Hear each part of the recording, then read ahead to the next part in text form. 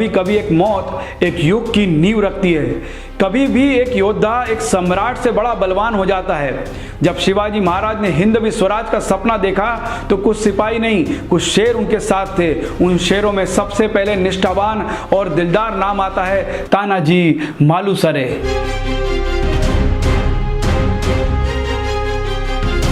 यह कहानी है उस योद्धा की जिसने पुत्र रायबा की शादी का मंडप छोड़कर तलवार उठाई और सिंहगढ़ को मुगलों के पंजों से आजाद कराया, पर अपने प्राण देकर। तानाजी का जन्म कोंकण प्रांत के मालुसरे ग्राम में हुआ था। वे मराठा कनिष्ठ कुणबी जाति के थे। साहस और शौर्य उनकी रगों में जन्मजात बहता था। बालपन से ही तानाजी धनुष, तलवार, घुड़सवारी और गुप्त युद्ध कौशल में निपुण थे। शिवाजी और तानाजी की दोस्ती भी बचपन से अटूट थी। दोनों ने एक साथ खेला, साथ सीखा और आगे चलकर साथ लड़ा भी। तानाजी शिवाजी महाराज को केवल राजा नहीं मानते थे, वे उन्हें भाऊ मानते थे। और शिवाजी तानाजी को सिर्फ सेनापति नहीं, हृदय का सबसे विश्वास पात्र सखा। जहां शिवाजी रणनीति सोचते थे वहां तानाजी तलवार चलाने की तैयारी रखते थे। दोनों की ऐसी मित्रता थी कि आने वाले युग को उन्होंने बदल दिया। 1670 का वर्ष औरंगजेब ने अपने सेनापति उदयभान राठौर को पुणे के निकट स्थित कोंढाना किले को सुरक्षित रखने भेजा।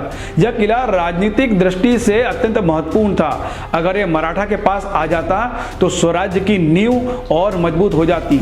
शिवाजी महाराज ने तय किया कि कोंढाना को वापस लेना ही होगा, पर कौन करेगा यह असंभव काम।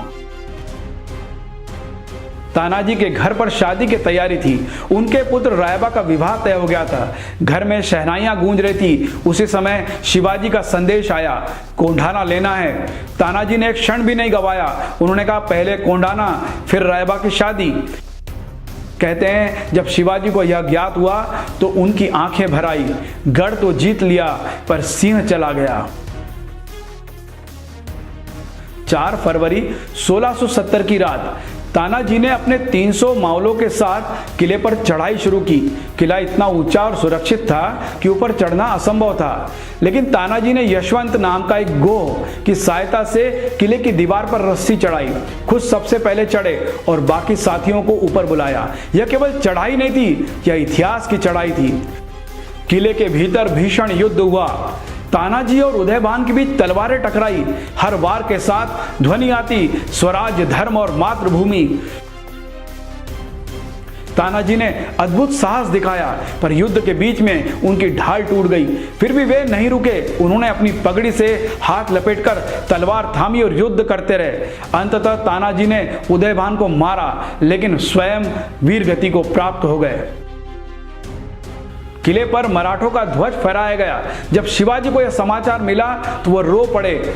उन्होंने कहा, गढ़ तो जीत लिया पर हमारा सिंह चला गया। कोंढाना अब सिंहगढ़ कहलाएगा, एक ऐसे सिंह के नाम पर जिसने गढ़ तो अपने प्राण देकर जीता। जब तानाजी की मां को उनके पुत्र की शहादत का समाचार मिला तो उन्होंने कहा, मुझे गर्व है, मेरे बेटे ने स्वराज्य के लिए बलिदान दिया। मैं 100 बार ऐसे पुत्र को जन्म दूं। यह केवल वचन नहीं था, यह मातृभूमि की मां की महागाथा थी। तानाजी की गाथा बताती है त्याग क्या होता है। एक पुत्र का विवाह छोड़कर राष्ट्र को चुना। वीरता क्या होती है, जब ढाल टूटे तब भी लड़ा। भक्ति क्या होती है, जब राजा को भाई माना और उसका स्वप्न अपना धर्म बनाया। महाराष्ट्र और पूरे भारत में आज भी सिंहगढ़ किला तानाजी की याद में श्रद्धा से देखा जाता है। तानाजी केवल इतिहास के पन्नों में नहीं, आज भी हर सैनिक, हर देशभक्त और हर मां के दिल में जीवित है। जो राष्ट्र के लिए मरता है वो मिटता नहीं, वो अमर हो जाता है।